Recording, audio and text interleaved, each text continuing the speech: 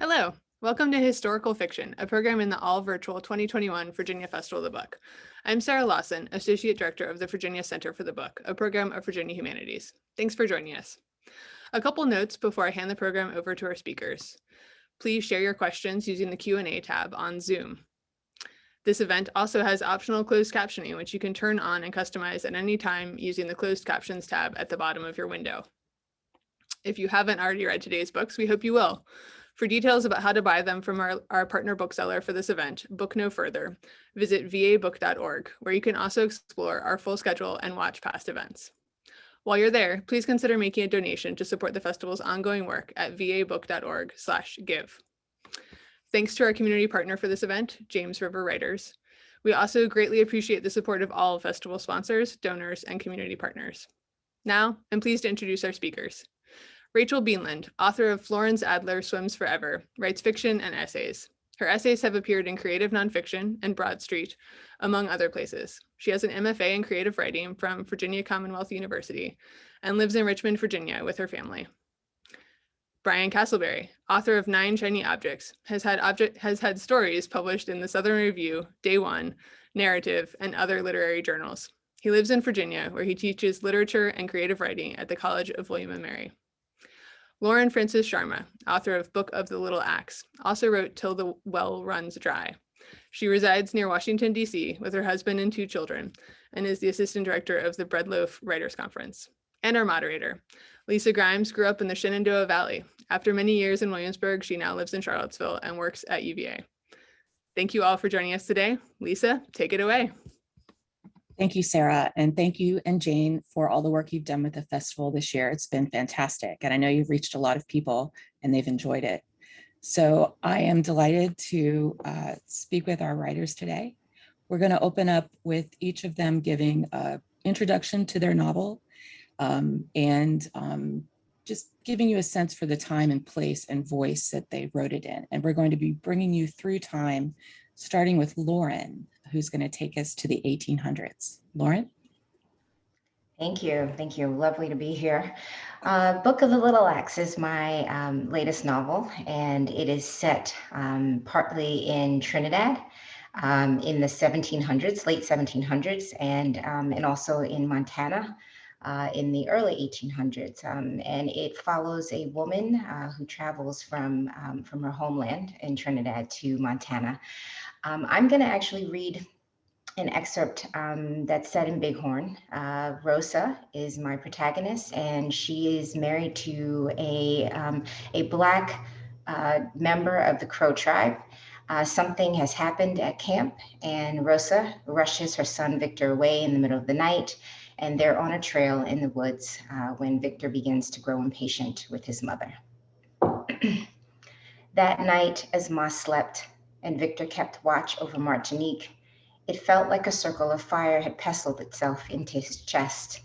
He thought of home, his sisters, all that he believed lost to him, and felt his thoughts like a rope, its strands swelling and tangled.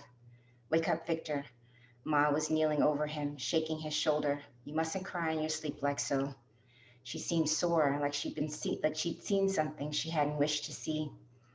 Victor rubbed his eyes, startled before realizing Ma was upset with him. And when, Ma?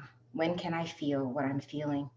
Ma sat down, pulled her knees to her chest, and stared at Victor over the dying fire in a way she'd done only when she thought he did not notice.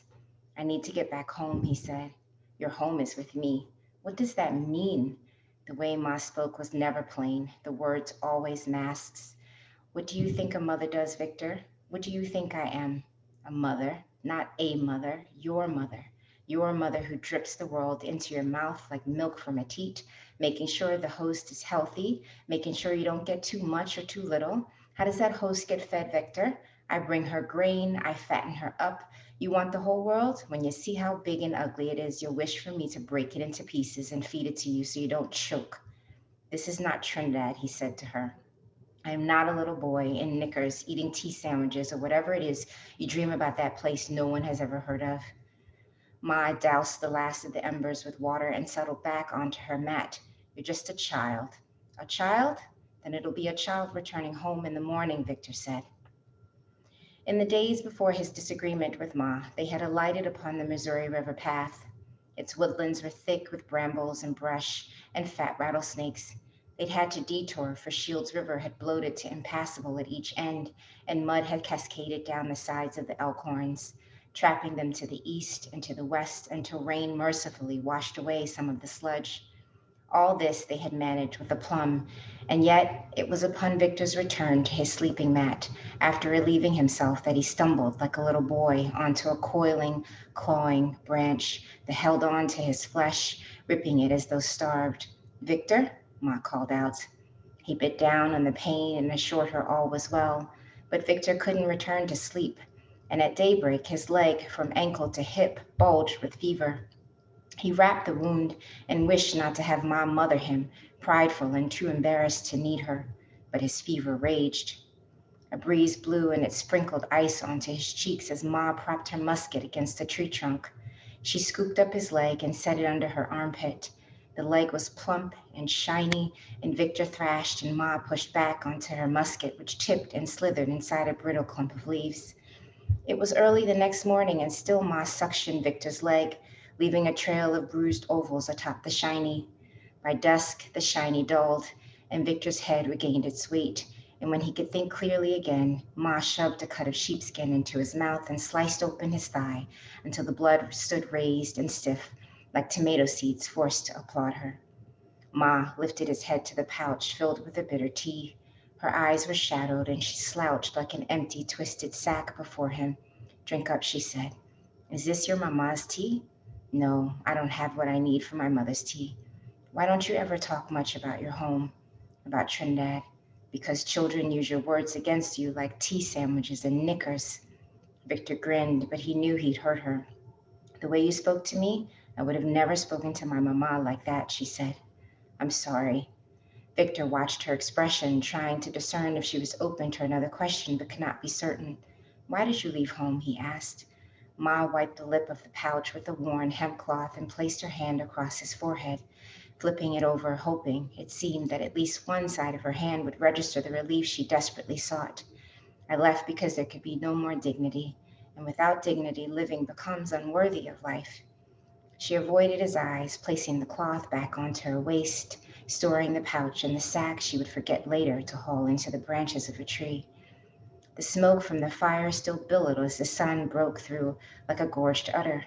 It was the fourth day of their delay. Victor had been awake for some time, watching Ma's lips move in her sleep as though she were in prayerful recitation. She woke panicked, smothered the ember chicks, checked him for fever. "We may have to stay here one more night." They had left to eat only a small bit of wild rice, and Ma, who never wished to be without at least one day's supply of food, was growing concerned. That morning, Victor told her she could hunt, that he would be fine, and though Ma at first hesitated, she decided after surveying the area that it was best to leave while the world still felt quiet beneath them. Victor slept and dreamt, awakening on occasion to slap critters licking sweat from his collarbone. When Martinique first began to stir, Victor did not open his eyes, for he hardly noticed the mare's discomfort. But the old gal was persistent, and finally, when Victor sat upright, he saw that Martinique, who stood some distance from him, had pinned her ears and held her head cocked at some sound. "I'm listening now," he whispered to her. Dead branches bit at the earth. Their teeth clacked. Victor's bow and arrow lay in a sack upon Martinique. He wouldn't be able to reach them in time. Clack, clack. Victor peered up into the grandfather fir overhead. Its branches were colossal spider's legs with sharp angles and plunging slopes. "Climb it." He thought this as he pushed himself up from a ground blooming cream-colored mushrooms. Martinique's ears switched like parchment fans in the wind. Maybe Ma had changed her mind, he thought. Victor listened for the lilting rhythm of Ma's stride, upright on her toes, the walk of a farm girl who knew of the sea, but it was not Ma coming. Thank you. Thank you, Lauren. That was fantastic. Now, if you haven't read the book, I know that you've got to get it to find out what happened. So now Rachel's going to bring us to 1930s Atlantic City. Rachel. Yeah, I'm just going to read from the beginning of the book. So you don't need to know anything. Gussie Feldman didn't enjoy swimming, but she did like to lie on the wet sand in the shadow of Atlantic City's steel pier. You know what? I should have said what the book's about. You did a nice introduction, Lauren, and I said nothing about mine. I'm going to stop and say briefly. The book is set in Atlantic City. It follows a family, the Adler family, as they're grieving the loss of their daughter, Florence, who was training to swim the English Channel when she drowned. Her sister is on bed rest in the hospital. She's recently lost a baby the previous summer and is pregnant again. And the family makes the decision not to tell her that her sister has died. And the book is fiction, but it is based on a true story that happened in my family about 90 years ago. So with that being said, I will continue. Okay, we'll start fresh. Gussie Feldman didn't enjoy swimming, but she did like to lie on the wet sand in the shadow of Atlantic City's steel pier and wait for the tiniest ripple of a wave to wash over her. If she positioned herself just so, her body rose with the incoming tide, and for a brief moment, she felt weightless. She was lying in just such a manner, staring up at the bright blue sky, when her Aunt Florence's face came into her field of vision. I discovered a lovely note when I arrived home, Florence said. I want to give my compliments to the artist. Gussie grinned. She had devoted more than a quarter of an hour to writing the note, which she'd carefully positioned on the oriental rug in the entryway of her grandparents' apartment, where Florence would be sure to see it. With her colored pencils, she had written in big purple letters, Dear Florence and Anna, we are at the beach. Come have fun. Love, Gussie. At the last minute, she decided she had not used enough exclamation marks, so she added 3 more after Florence's name, but stopped short of allocating any to Anna. Maybe if her grandparents' house guests noticed she hadn't been awarded any, she'd decide to stay at the apartment. Do you want to be a mermaid? Gussie asked Florence now, hoping to capitalize on her aunt's good mood. Sometimes, if Gussie asked sweetly, Florence would cross her legs at the ankles and pretend the two of them were mer people out for a swim around the Tongan Islands, which Gussie had read about in her picture book, Fairy Tales of the South Seas. For a few minutes, then I'm going to go out for a swim. Florence lay down beside Gussie in the surf, and the two of them bumped against each other as the waves lapped at their ankles and hips and shoulders. When their skin touched, Gussie felt shy. It was always like this when her aunt returned home from college. It took time for Gussie to relearn Florence's face and the amount of space she took up in a room, and the funny way she talked to Gussie like she was both a beloved child and a trusted grown-up. What do you think of Anna? Florence asked as she propped herself up on her elbows and gave Anna a wave. It was a hot day and the beach was crowded with people, but Gussie spotted her right away. I think it's her fault I have to sleep on the sun porch. Florence let out a loud cackle. Nonsense. I spent my entire childhood begging your Nana and Papa to clear out that sun porch, mainly so I could get away from your mother. She reached out and pinched Gussie in the ribs. You're a lucky girl. Gussie didn't know about any of that. The sun porch was fine, no tinier in actual fact than her bedroom in her parents' apartment. The room had a bank of windows that faced the ocean, and if she stood on her tiptoes, she could see beyond the pitched roofs of the homes that lined Virginia Avenue, all the way to the beach where the blue and white umbrellas looked like tiny pinwheels. The view was nice, but on summer mornings when the sun rose over the Atlantic Ocean and its long rays bored through the glass, the room became unbearably hot. In those moments, Gussie wished her grandparents had remained in their house on Atlantic Avenue for the summer. I wish we weren't in the apartment, she allowed herself to say out loud, since her grandparents were yards away in their beach chairs. In the summer months, Esther and Joseph rented out their house just 1 block from the beach to tourists and moved back into the apartment above the bakery, where Esther reminded anyone who complained the family had lived quite happily when Florence and her older sister Fanny were small. Do you know how many summers I spent wishing I weren't in that apartment? Florence asked. How many? God, I have no idea, she said, sending a small splash of water in Gussie's general direction. It was a rhetorical question. What's rhetorical mean? Florence looked up at the sky and thought for a moment. Something you say because it sounds good, but not because you actually expect an answer from anyone. Then why say it? Because it's better than saying nothing at all? She squeezed a handful of wet sand through her fingers. But when you put it like that, it makes me wonder if we shouldn't all just tell each other what we mean. Gussie scrunched up her nose and grabbed at her own fistful of sand. What Florence seemed to forget was that since Gussie was only 7, no one ever told her anything, one way or the other. Everything she'd ever learned about anything, she had learned by keeping quiet and paying attention. Take her mother's confinement, for instance. She first learned her mother, Fanny, was expecting another baby because she'd overheard her say something to Mrs. Kingman when they had stopped by her shop for a pair of stockings. She guessed the pregnancy was risky because she'd heard her grandfather warn her mother to be careful on several different occasions in recent months. And she knew Dr. Rosenthal had recommended strict bed rest in Atlantic City Hospital because her mother had repeated his prescription to Esther when she'd returned from a recent doctor's appointment.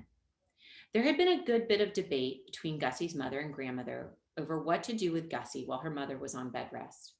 Remaining with her father, Isaac, had turned out to be out of the question. Gussie knew this because she had overheard Esther tell Fanny so in precisely those words. Gussie remaining at your apartment is out of the question. Gussie was sure her father would balk when he learned that her mother intended to send her to live with her grandparents for the summer. But as her mother's confinement neared, not a word was said about the plan one way or the other. The day before Fanny was to be admitted to Atlantic City Hospital, she packed Gussie's summer clothes and bathing suit, some of her books, her jacks, and coloring pencils away in an old suitcase. The bag sat in the apartment's narrow hallway, a boulder that Isaac had to step over to get to the kitchen. When Gussie could no longer stand his silence on the subject, she begged, "Father, can't I stay with you here?" "Gus, Isaac said, as if he were going to give her a straightforward response. "What in the world would we get into knocking about by ourselves?" Gussie had begun to wonder if her entire life might be rhetorical, no answers for any of it, when Florence pulled her back to the present. "Remember, knees and heels together. If you're a mermaid, you can only move your feet. I mean fins." Gussie pushed off the sandy bottom and scooted through the waves, using her arms to steer and kicking her tail fiercely. Always she was careful to keep her chin above water. "How do I look?" she called over her shoulder, but Florence wasn't watching her, wasn't even looking in her direction. Instead, she sat in the breaking waves, studying the shore. Gussie circled back, waving a hand in front of Florence's face. "Let's pretend you're the mermaid in the glass tank at Steel Pier, and I'll swim from Australia to save you." "Why do I need to be saved?" said Florence, who still looked very far away. "Don't I like my life at the pier?" "You want to be free to swim about in the ocean, silly." Florence turned to face Gussie then, giving her niece her full attention. "Yes, you're quite right. I nearly forgot." Thanks, Rachel. Brian, bring us farther into the last century. Sure. Thanks, Lisa. It's such an honor to be here with Lauren and Rachel. Nine Shiny Objects is set from 1947 to 1987. Each one of the chapters kind of leaps up 5 years and follows a different character in pretty close third person. And they're all connected by an act of racist violence that happened in the 1950s, and also to an idealistic group of people who were originally inspired by UFOs that want to make a better world. The chapter I was going to read from is chapter 7. It follows a character named Joan Halford. It's set in 1977. She's waiting for her son Scott to come and visit. She should be here sometime today. She's the type of character who is she's a bigot. She's kind of a soft, casual racist of the type that's often forgiven by people. And she's about to see this son that she hasn't seen in a long time, who's bringing home his Korean American wife that she hasn't met. So we'll just start from the beginning of the chapter. What did it matter? Oh, what did it matter? The boy out on the lawn cutting grass when she told him straight to his face just last week that she wouldn't pay him, that she didn't need the grass cut in the first place. Her son was coming home, would be here any minute. She didn't need the lawn cut. And so she'd gone out there, she talked to him, and he'd said that wouldn't her son like it even better if the lawn was cut when he got home, if he didn't have that little chore to do, if things looked all nice and neat when he parked there in the driveway. The boy, the Mexican boy, had pointed at the drive where Scott would be parking his car later that day. All right, she'd said. But down the hall, she'd stalk from one window to the other. What did it matter? There was the boy now, his mower glinting in the noontime sun, his elbow on its handle. There was the boy fanning himself with his ball cap and taking a long drink from the soda bottle she brought out to him when he had ignored her and started up the mower. And now he was taking a break, shining wet in the August heat, a blotch of sweat darkening his t-shirt. He was some relative of that Vasquez girl down the street, her cousin or second cousin or something. Scott knew. Scott had told her, hey mom, you remember Vasquez and his kids you ran out of town? Well, that boy right there is his nephew. Said it out loud the last time he visited, years ago, and said it to Herder right in the middle of the pharmacy with Olive Dunning looking at them and Dr. Rayburn up in his white suit looking too. And they remembered Vasquez. Of course they did. They'd been there that night. This boy then, this Mexican boy, just out of a stroller, clinging to his mother's arm, walking like his legs belonged to a stranger. That's how long it had been since Scott was home. He didn't even come when Rob died. Only her and Jason, who of course had come, who always came, the younger son, the respectful son. Jason, who had only moved to Hempstead, a couple of towns over, ran a successful plumbing business of his own there, Halford's Plumbing. His father so proud to see that name on the van every time he came home, and he was there at home before the doctor had even lifted Rob out of his chair. It had been Jason who had the self-possession to walk up to his father and close his eyes, to shut off the television, to pull the front curtains. She had been slumped in the dining room, crying in hysterics by then for nearly an hour, blubbering into the phone, leaving a message with some unnamed woman at the phone number Scott had given them when he last called for money. Oh, and it had been Jason, cleaned up in a suit and a shave, along with all of Rob's old bowling buddies, who had carried the coffin from the church, who had lowered it into the ground at Green Lawn Cemetery. For that, even Paul Penrod had shown up, followed sheepishly around by his young son, Bradley, his face blotchy with acne, his hair as shaggy as one of the Beatles. At first, she'd expected to be haunted by Rob, to walk into rooms to find him there, to catch the familiar smell of his Lucky Strikes in the garage, to hear him muttering into the refrigerator about how there was never anything to eat. Instead, these years of quiet, none of Rob's harumping and cooing, or his socked feet up on the coffee table leaving white patches in the wood, none of his cigarettes in bed and his deep, raspy laughter at Johnny Carson. She would still imagine him often, his over-tall presence in doorways and his strong, hairy arms and the horseshoe-shaped scar from the war just under his left eye. None of his complaining about the blacks and Puerto Ricans during the blackout, though. None of his carping on Jimmy Carter's weak hand when it came to OPEC. None of him, none of Rob. Just this house where they'd been forever. Her friends at church told her time and again to be sure to leave on the radio or record or the television. A silent, empty house could drive a woman mad, they said, but often she forgot their advice and listened instead to the refrigerator's meandering wheezes and churns, to the dog barking 3 doors down, to the long approach of the mailman as he clumped up the sidewalk and onto her porch. Or as today, listened to the growl of that mower and its silence. The boy had pushed his machine out into the road next to the curb and set to raking. How old was he now? 12, 13? Still a very young boy, but reaching that cusp of development in which his body takes on the rail-thin dimensions of manhood. By now, his eyes were lingering on girls in his classes, and they too must be looking back with some measure of longing. His drooping black hair brushed back over one ear, his angle of a jaw, those surprised eyes. She could remember Scott at that age with clarity, spending all his time over at the Feldbergs' house with Max, that damn Max, whom Rob wouldn't allow Scott to speak to again. Of course he did, though. He spoke to him at school and then surreptitiously over the phone when his parents sent Max off to that institution in Connecticut. She'd seen the telephone bill after all. And later, after high school, when Scott was at NYU on his father's dime, she discovered and not told Rob that he was letting the boy live on the floor of his dorm room. Soon after that time, it didn't matter anyway. Max Feldberg, through some Jewish channels even Rob couldn't understand, had been made into a rock and roll star, a heartthrob wearing a tan sweater, his hair like a thick cloud on top of his head. He was always pictured snapping his fingers, mouth open, eyes dreaming into the distance. Scott, instead of going to law school, ran off to join him, first as a hanger-on and later as a member of his band, whatever that nuisance had been called, playing the drums. Scott with a stick and a block keeping rhythm in the first grade music assembly, Scott drumming pencils on the narrow desk Rob had built him, a portable record player in the corner, Scott going out for marching band, and they were so proud to see him in his uniform with that gleaming drum, the sin and sickness of Max and all that meant so clearly behind them all. But with Max, it had been a cycle, like everything in this life. an endless process of return. Adult Scott, dressed in black on a television program, hammering away at the back of the stage while Max in sunglasses snaked over a microphone, singing something about meeting a woman in a parking lot with all the lights out. The Mercy Trips, they called themselves, a name that made no sense at all. I'll stop there. Thank you. I'm going to shift from the questions that I shared with you all a little bit because we have a good question in the Q&A. Yesterday in a panel, one of the panelists mentioned that as they were writing their book, they didn't consider it historical fiction, but it had subsequently been marketed as historical fiction.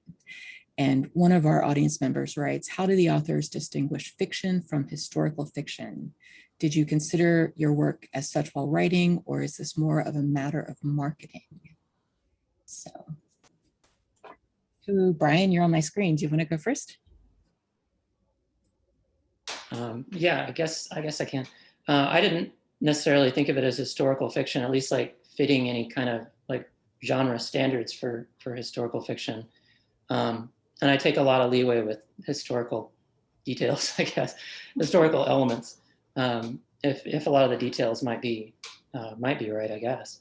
So I guess it's probably more marketing, at least for me. I had a set of ideas I was trying to understand and dig into more than necessarily write a historical novel. Lauren? Yeah, I think I've written 2 books that are considered historical fiction. The first was set in sort of the 1940s through like the 1960s, and I never thought about that as historical fiction, but that was certainly marketed as such.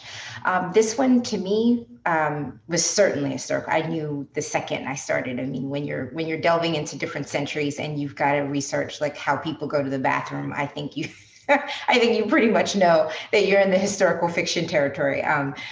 So I think part of it, sometimes it's certainly marketing, but I think for some authors, they really realize when you're deep into the history that you're writing a historical fiction piece. Yeah. What about you, Rachel? Yeah. I think it's interesting. I kind of understand. I don't know the author you're talking about from earlier in the week, but I understand this inclination on the part of authors to say, like, I'm not intentionally doing historical fiction, because historical fiction is like this whole thing. Like, I don't know. It's more like I'm writing literary fiction and it happens to be set in the past. What does that make it? I guess it makes it historical fiction. With my story, it's set in 1934. The real drowning that took place in my family happened in 1929. So I decided right away that I was going to play a little fast and loose with my year because I didn't want to write about the stock market crash, and I worried I was going to end up doing that. So I certainly toyed with the idea of even setting it in contemporary times. I was more interested in the story kind of behind this family legend than I was in like getting every detail right of exactly when it had happened. But in my case, my problem was that, of course, you actually cannot keep a death a secret in contemporary times. It's pretty much impossible with social media and everything we have going on. So I quickly realized, no, I do have to write this story in the past in order for it to be believable. But so I think I fell into historical fiction by accident in that sense. Hey, Rachel, we have an audience question for you. What are the special considerations when writing fiction based on family or personal history? Well, I mean, I'd be curious to know if Lauren or Brian based any of their fiction on family stories. Well, mine's like very overt, but I think a lot of us kind of draw from bits and pieces that we've maybe heard from our families. But in my case, I was pulling like a story in its entirety, out of my family lore. It did help that I was writing it 90 years later, or just about 90 years later. So most of the people who were featured in the novel are gone. and were gone, for years. I never knew them. The exception is Gussie, the little girl who begins the novel. The novel's told in rotating points of view, 7 points of view. And so Gussie is a little girl in the novel. She's the daughter of the woman in the hospital bed who was my great grandmother. And that makes her my grandmother. So I did know my grandmother, of course, very well, but I never knew her as a little girl. So I still felt inclined to be able to take liberties with, imagining what she might have been like that summer. And I would say that the biggest challenge, in terms of the person I had to appease, or that I felt nervous giving my book to, was my mother, because of course she knew many more of these people much more intimately, because she's a generation closer. And, we had lots of conversations where it was like, for me, I was always writing fiction. I didn't know these people. So it was obvious to me, I was making things up right and left. But for her, it was like a slower process. She read the book and she said it took her 2/3 of the way through to forget that she was reading, about members of her own family. So, but I want to let other people jump in. I could talk about it all day. Yeah, so let's talk about inspiration. Lauren, do you want to talk about your inspiration for your book? Yeah, I was driving to pick up my kids when I was listening to NPR, and Willie Nelson was being interviewed by Terry Gross, and he was getting a George Gershwin Prize, and he was playing his guitar. And I began thinking about sort of, my childhood growing up and watching Westerns. My parents are from Trinidad, both parents. And many people don't know, unless you know Caribbean people, like older Caribbean people, that like country Western music is very popular in the Caribbean, or was very popular in the Caribbean. And so I grew up sort of listening to country Western music in my house, along with soul and R&B.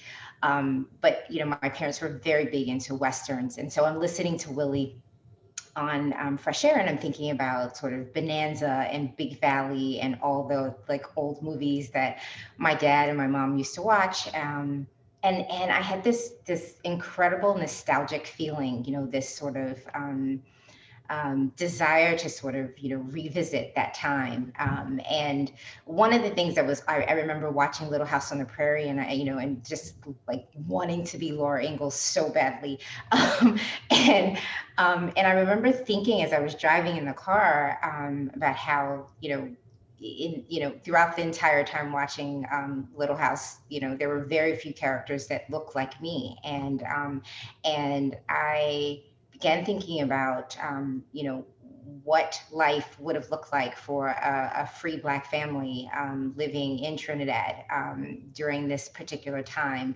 and thinking about sort of Western themes, right? I mean, sort of American Western themes, but, what does that look like in Trinidad? What does that look like here?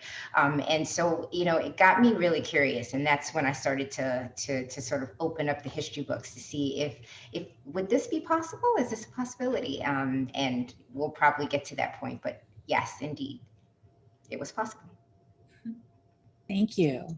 Brian. I'm so glad to hear you grew up watching Bonanza. I watched it all the time. I grew up in rural Oklahoma, and it was on like 24 hours a day, it seems like, that in Little House. The inspiration for this book, I guess, it comes out of a lot of the 16 election. I was shocked. It seems odd now that we're like 5 years past that to talk about the shock of that moment in our lives when all that began. But the shock of that got me thinking about kind of the arc of history that I'd been taught, that a lot of us had been taught about the second half of the 20th century, that, everything was progress, we're all moving forward together in some way.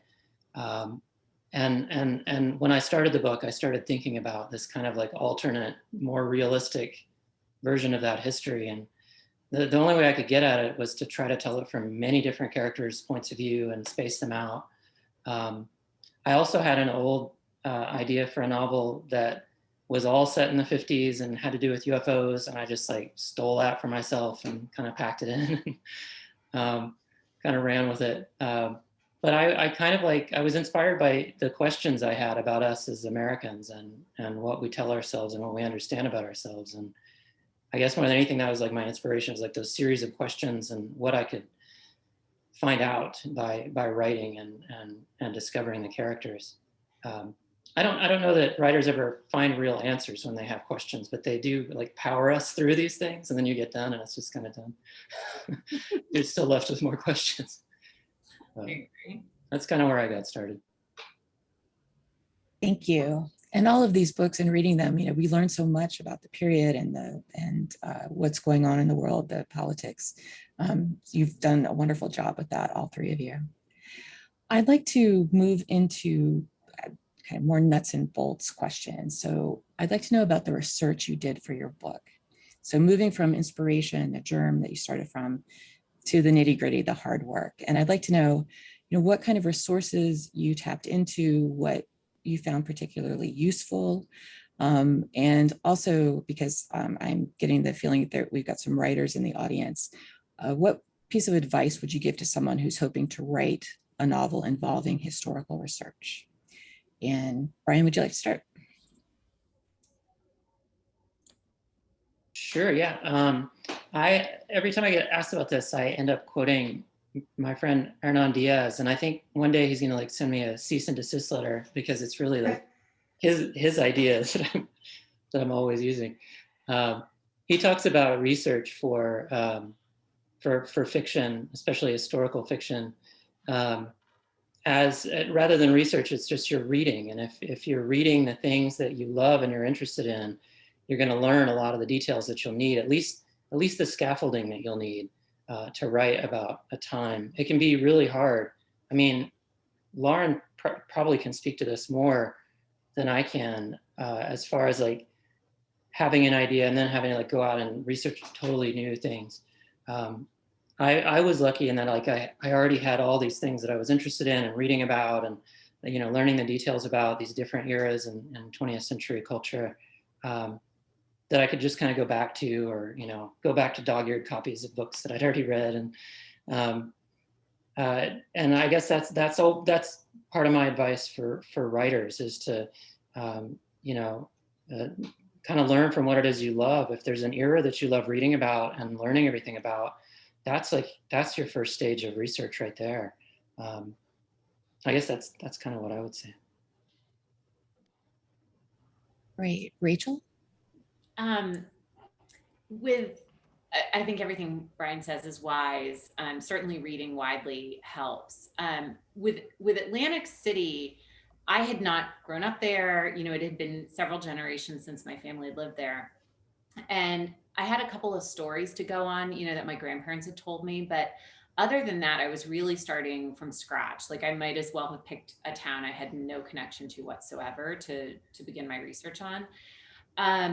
And Atlantic City was particularly challenging because, for those of you who are familiar with the area, it's changed so radically from an architectural standpoint. And, you know, every decade or two, they raise all the casinos and build new ones. And, you know, so the landscape, the architectural landscape is just like constantly shifting. And even the blocks end up changing because of that.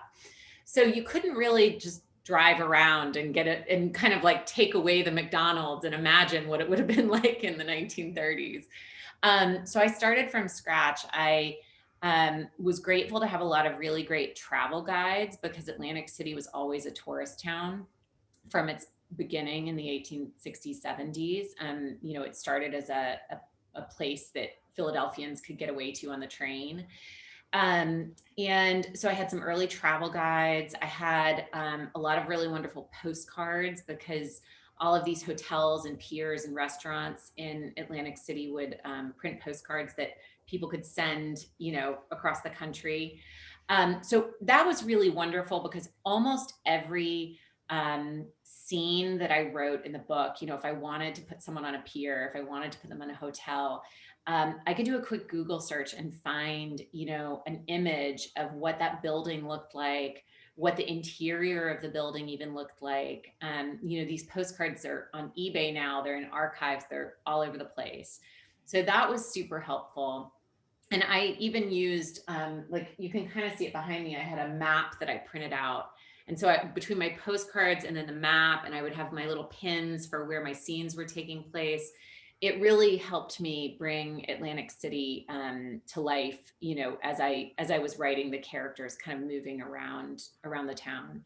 I did do some archival research too, and that really helped me fill in some detail that I needed. But by the time I went to the archives, I had a really good idea of what I was missing, or, you know, what I needed more of.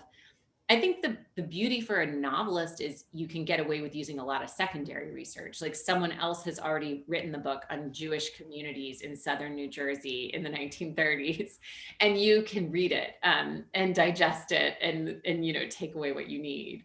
So those are a few of the things that worked for me, but definitely the book was very research heavy for sure. And I think that's one of the things that, you know, you have to be attracted to the research to want to ever write historical fiction. Lauren, how about you? Yeah, I love what both of you said, although I am not attracted to the research at all. Like, it's just the worst part for me. And I was, you know, I was a lawyer in a previous life, by the way, and I hated the research doing that too. So, so I can't believe I ended up writing this book. But, you know, I do like the idea of maps. The maps were actually really helpful for me at the very beginning. You know, Trinidad, lucky or not lucky, there were, because of, you know, colonization, there was a lot of sort of old diaries that that colonists would or letters they would write from Trinidad back to Europe, and so so you kind of got an idea of, you know, what life was like, you know, at least for them, you know, living in this sort of you know, land that hasn't been completely cultivated and used yet. And so those letters were actually really helpful. But I didn't begin to find them until I ran across something that had been in my library for like years. I had these books written by the first Prime Minister of Trinidad, Dr. Eric Williams, who, you know, he's a Howard grad and Oxford grad, and he'd written sort of these books, you know, not just about Trinidad, but sort of about the entire West Indies, the colonies of the West Indies. And you know, I sort of flip through them a little here and there, and I, you know, find a little bit something. But when I started really thinking about this book, I was just like, you know what, I should actually read this, like read this whole thing. And everything just sort of came together for me. And it's sort of, you know, it was sort of what Brian said about this love thing, because I think it was sitting in my library because I'd always been really interested in it, and I wanted to know more about sort of where my family came from and the history of this country, but I hadn't actually just sat down to really like delve into it. And once I did that, it led me into a thousand other places, you know, including looking for the letters that I ended up stumbling upon, and also imagining the movement of people, which is happening a lot at this time, right? And so, and being able to imagine Black characters who are actually moving as well, because so much of what's in the history books is completely absent of people of color, right? But we know that they're there, other than sort of, you know, the documentation of slave ships from Africa to the United States and to the Caribbean. There isn't very, very much about sort of what's happening in the lives of like people of color. And so, so even with all my research, you know, the void, and it did feel like a void sometimes, also was a great opportunity for me to be able to tell this story. Thank you. Lauren, we have a audience question from someone who has been told they shouldn't use dialect with African-American characters, even though it's historically accurate. Yet he or she's been reading works that have used it, and she ends with "help!" exclamation point. So I guess, you know, she'd be interested in hearing, you know, what your thinking was. Yeah. Yeah, I grapple with that all the time myself. I did particularly with my first book, knowing that I'm writing to an American audience, like thinking about sort of, what Caribbean dialect or Trinidad dialect would actually feel like on the page. Um, and, um, I just decided that, I decided I was going to do it the way that I hear it. So for my ear, and I didn't follow anyone's rules. I mean, Marlon James does this in his books, and to great acclaim, and does it so well. Even I can't always get it, but he does it well, and he hears it in a particular way. Me being born in the United States, I tend to have a slightly watered down version of the patois, but I use it nonetheless. Really poo-poo on those people, right, who tell you not to write. I mean, and what you're trying to do, I think, is not be performative about it, and to make sure that you are not making a caricature, but you're actually staying true to the sounds that you're hearing. And there are ways, I mean, and this is dangerous territory, to be honest with you, for people who are not of African American descent. So I don't know who wrote it, who wrote the question, but you have to be careful, and you have to make sure that that if you're doing it in an appropriate way. So for African Americans in particular, AAVE, there is a very specific dialect, and and there are rules. AAVE actually has rules, and so you have to make sure that you're staying within those rules. For me, with sort of Trinidadian and Caribbean dialect, I was sort of using sort of my ear and, what was common in my family. And so, I didn't necessarily feel like it was rules per se, but they were, but I made it so that it was a rule in my book. So I was very consistent who spoke in what way. Different characters have different ways of speaking, and different accents on different words. And my characters are also multilingual. So I had some characters who know how to speak French and Spanish and so forth. So, consistency, I think, is very key, and also just really trying not to be offensive. Thank you.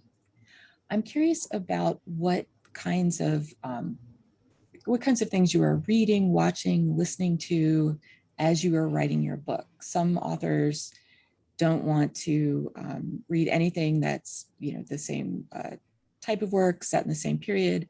Others are completely opposite. They want to read everything that's more or less related to their time period. And I'm curious what you all were using in the course of writing the books that we're talking about now. And also I'd like to know what you've been inspired by culturally for your current work. And why don't we start, Rachel? I tend not to subscribe to I know some authors say, like, when I'm writing something, I just can't read X, Y, Z or whatever. And I tend to say, like, I want to read all of it. Like, just give it to me. And if it vibes, then it'll be great. With Florence Adler Swims Forever, I started out reading a lot about women who had swum the English Channel. And that was partly research and partly like inspiration too. I read a number of biographies on Trudy Etterly, who was the first woman to swim the English Channel. And I was really, especially as I was trying to build out this character of Florence Adler, who was really in many ways like a woman ahead of her time. I was just looking for models of inspirational women in that era, and particularly stories that pertain to the water. I certainly, when I am writing historical fiction, I'm looking to read historical fiction. It's not as helpful to read a contemporary novel for me, because then I want to go write a contemporary novel. So it's sometimes works best for me to kind of like stay in my era for a while. Right now I'm working on a book that is set in the 1800s, early 1800s. And so I'm trying to read a lot more historical fiction that is set in kind of early America, or in, in some cases other areas of the world as well. But because I think there's like this dearth of historical fiction that's all set in like the 30s and 40s, and we love those decades because they're full of the stories our grandparents told us. But I needed to kind of get inspired by stories that were a little bit older. Am I answering the question? Was there another part to it? You are answering it. I'm curious too about, for example, did you make a playlist as you were writing, like other kinds of? Okay, so I'm a super boring person and I cannot write to music at all. Like I can't even write to like music. I can't, you couldn't put like a symphony on. I can't write to anything. I can write to white noise on my, headphones. So no playlists are allowed in Rachel Beanland's writing school. And I unfortunately, when I was writing the first novel, I kept such horrible hours because I was working full time, and I wrote the whole book from 4:30 to 7 a.m. in the morning, 7 days a week. So I was so exhausted. I have 3 kids, but I was so exhausted by the time I got home at night. No movies got watched for those 2 years either. I'm sorry to say, like my television habits were really bad. And I sound like such a boring, horrible person. I'm sorry, y'all. It was books or bust, I think, is really what it comes down to. Yikes. Someone else is more interesting. You got it done, right? Yeah. Yeah. Lauren, how about you? Yeah, I can't listen to music either. I did really bad in college dorms because it'd be like, stop, everyone, too much noise. Yeah, but I was reading a lot of Westerns. I'd done a funny story. I'd done a residency, and right at the beginning of writing this book, and I was sort of confronted by one of the residents, and asked if I even knew what a Western really meant. And he was very sort of, protective of sort of this genre that he felt like, I don't know, maybe I shouldn't have been writing in. And it got me feeling incredibly insecure. So I was like, well, shoot, what have I been missing? I feel like I've read a lot, but then I started reading more and more, and I was like, I know what I'm doing, So actually, it helped to sort of buoy me, I guess, and give me confidence as I was reading. And I was like, well, I think mine is pretty darn good compared to this one. But I think that in terms of writing and reading, every book sort of calls for different things. My first book, I actually listened to music, a little bit in between writing. But this one, I felt incredibly, it was an intense process, because with historical fiction, you're just not moving through sort of plot. You're also, there's also so much that even the simplest thing, like how, what kind of doorknob is in the room, and what kind of, and how did they store their food, and would this family have an ice box, and would this family, or and what exactly were their clothes made of in this particular part of the world versus this particular part of the world. And so it is heavy. Rachel said it, was a heavily research book, and yes, there's so many small details that drive the story along with plot. And so, and for me, it felt really important to get all of that right. And I have horses really are a big part of my story. And I didn't grow up with horses. So I had to sort of, learn horses. And so there was all this sort of additional work. So no TV, very little music, lots and lots of work. Yeah. Right. Lauren and I could be friends. Exactly. Brian, how about you? Well, as far as music goes, I don't listen to music as I write as much anymore. I used to. I feel like for a long time I would have headphones on and be listening to music without words. Any kind of music that didn't have words would be helpful, but I don't know when that stopped. And And now I can't do it at all. I can't concentrate. The stuff I was reading when I wrote this book, I feel like I was reading a lot of, at least for pleasure, I was reading a lot of like writers that did like kind of edgy things, like took big risks in a way, like the Argentine author Cesar Ira or the British author Nicola Barker, people that like do, you know, kind of wildly imaginative things with language and form. Not so I could necessarily like steal from them or anything, but just to kind of feel like if I'm taking risks here, here's something, you know, that's taking much further, bigger risks than I'm taking. So maybe I'm okay. Maybe I'm still on, not on shaky ground. So I remember reading a lot of that kind of stuff. I feel like when I was younger, I feel like I went through some stage when I was younger where I followed all of these like old adages of like, don't read fiction while you write fiction and things like that. And yeah, I can't do that. I have to read fiction like all the time, like constantly. Yeah, I don't know if I got all the answer to that question. I did want to circle back because Lauren was just talking about like getting the details right on the little historical details. It reminds me of what Rachel was saying about the luck of being around now doing this kind of work, because you really can, like within moments, figure this out. If you know what you need to know, when it comes down to something like what kind of doorknob would be on that door, or was that building on that corner in Atlantic City that particular day, that kind of stuff, we really can find that stuff out fast. And yeah, I don't know what we would do without, you know. But Brian, I kind of have rules for myself. I don't know about you guys, where I won't let myself go down rabbit holes while I'm meant to be writing. Like I'm big on using blanks when I'm writing to just say, like, she turned or I'll do doorknob in all capital letters. And that's my clue. Like, go back and figure out what kind of doorknob it is. Yeah, I do brackets. Yeah. It's something, and then just keep going, because I think there is a danger with historical research about historical novels in general. It's like, if you leave your Word document every time you need to go figure out the doorknob, like you will never write a novel. That's right. Totally. Yeah. Yeah, you'll write a paragraph and find out like everything else, everything the Lyndon Johnson administration did or something. It's really easy to fritter away the time that way. I got lucky with one thing I was researching was there's a chapter set in Waterbury, Connecticut in the early 80s, and I needed I already had it set in Waterbury. I knew other things about Waterbury. And I just went on YouTube to try to find somebody's video of what an arcade in the 80s looked like, because I grew up and went into these places in the 80s, but I didn't remember.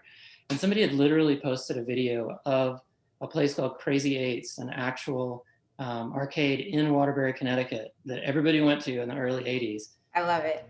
The internet's amazing. That's awesome. I had a scene where someone catches a fish with their hands, and I actually watched like hours of these videos on YouTube. I mean, it is the best. Yeah. All right. I can't believe our hour is up already. It's time for us to wrap things up. Thanks to our speakers today and to everyone watching. Please consider buying these featured books from your local independent bookseller or using the link provided in the chat. You can also check out other events in the all virtual 2021 Virginia Festival of the Book at vabook.org, and you'll be getting a follow-up email from the festival. Thank you all for being here, and thank you so much for these books. They're really wonderful. Thank you, Lisa. Bye. Thank you, guys. Bye-bye. Bye.